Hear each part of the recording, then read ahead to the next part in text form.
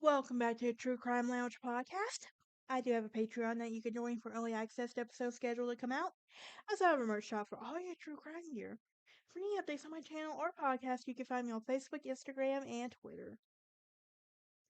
With that being said, let's start today's episode, shall we? Today we're going to be continuing on with a four-part special on the life and death of Marilyn Monroe. Who was she? Was her death an overdose? Was it more? Well, let me know what you think by the end of this special. Um,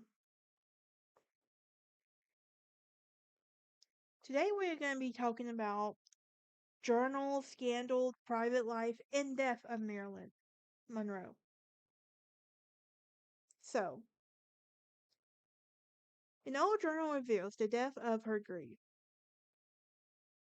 was that in stating that I have always been deeply terrified that to be someone's wife, since I know from life that it cannot love one another ever.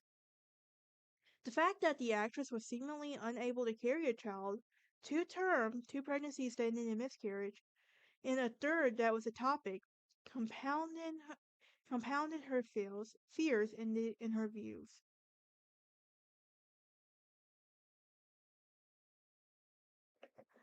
But this was Monroe's private life. In a public, she was a very savvy political operator who could turn a scandal into success and personalize her publicity. The Hollywood studio system would create fictitious book stories and cover up scandals for the stars, but Marilyn was different. She was open and honest about her dysfunctional childhood, so she was very real, flawed human element about how it made her even relate to the public even more. In 1953, when Playboy published new photos of Monroe without her consent, she kept her career by turning the images into pre-advertising. Monroe hadn't posed for Playboy. The photos dated in 1949 when the aspiring actress took part in a new shoot of a pinup photographer. In May 1952, an interview with the Chicago Tribune reveals Marilyn candidly responded to the situation. When an interviewer recently asked her for why she posed in nude for the calendars, she replied, "I was hungry." That's a stopper, if I ever heard one. At the height of her fame, she also took steps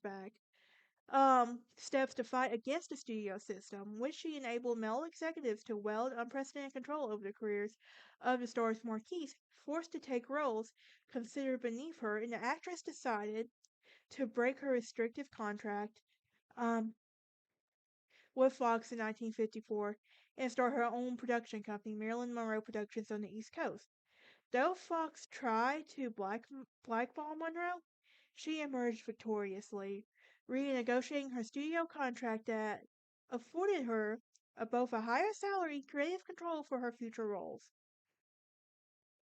Now, Marilyn Monroe's death, her sudden passing, and the aftermath of it. Well, Marilyn Monroe was just 36 when she died in her Brentwood, California home in August 1962. Her iconic career left a lasting legacy in Hollywood, but the final months of her life was nothing short of a tragedy. When the actress born Norma Jean Morrison captured the hearts of millions throughout her short time in the spotlight. Behind the scenes, she was suffering. In 1961, she spent some time in a psychiatric clinic, which had a very bad effect on her. The last day of her life, August 4th, 1962, she shrouded in mystery. At the time, Monroe was under constant care of a doctor and psychiatrist who had prescribed her to numerous medications to treat mental health issues, as well as her insomnia. Unfortunately, despite the best efforts to care for the starlet, she overdosed on prescription medication, ending her life far too soon. So, what happened to Marilyn? Here are some of the details of her passing.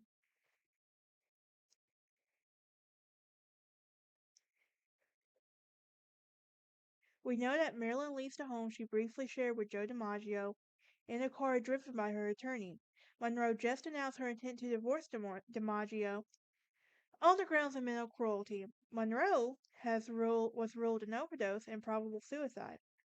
According to the coroner's toxicology report, the official cause was an acute barbiturate poisoning, and the toxicologist determined that Monroe ingested a lethal dose of nemetol, a drug that is used to treat anxiety, and as a large dose of chloral hydrate, a drug used as a sedative.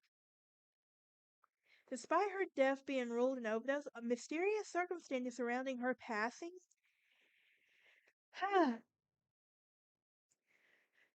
have been raised and regarding her involvement with the Kennedy family, and she also rumored to have an affair with both JFK and his brother, Attorney General RFK, who said that they whom with whom said that visited her in the night of the passing.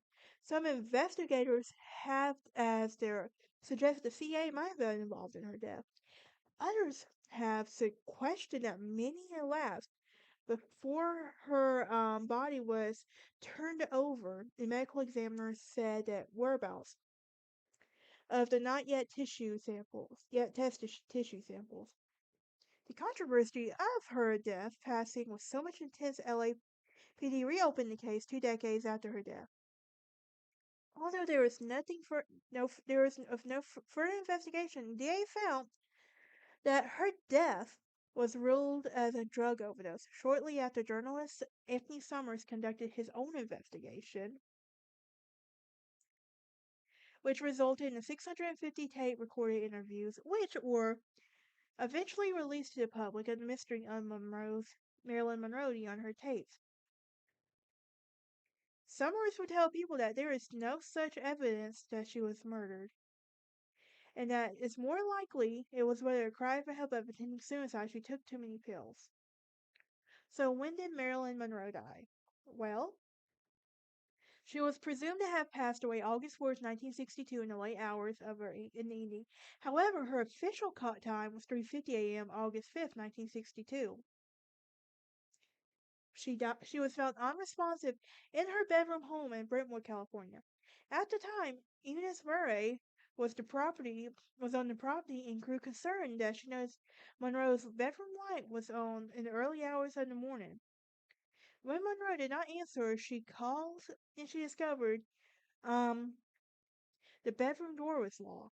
The housekeeper said that Monroe's psychiatrist, Dr. Greenson, around 3:30 a.m. and he broke into through a window and the movie star was found nude and face down in her bedroom with a telephone in her hand, empty pill bottle safely.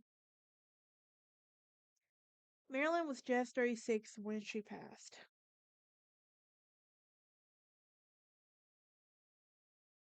According to according to Summer, one of Monroe's last phone conversations occurred with hairdresser Sidney Garuff about 9:30 on August 4th, and the actress reportedly told him that Bobby Kennedy had come to her home earlier and had threatened her. However, Kennedy's visit had been disputed by Anthony by attorney John Bays and told reporters that the attorney general was in Northern California with his family the entire weekend.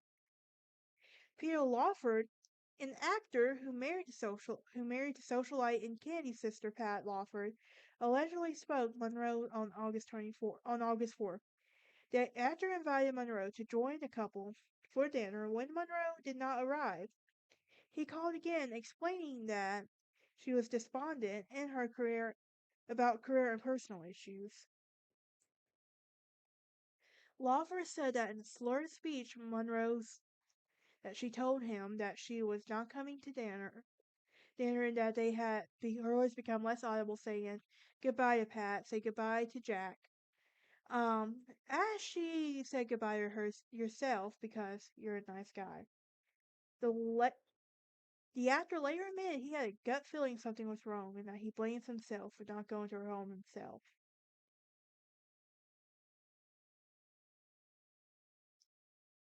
That's it for the third part. Join us for the finale part, and we will talk about the public reaction, the theories, the on her tapes and the conclusion of this case.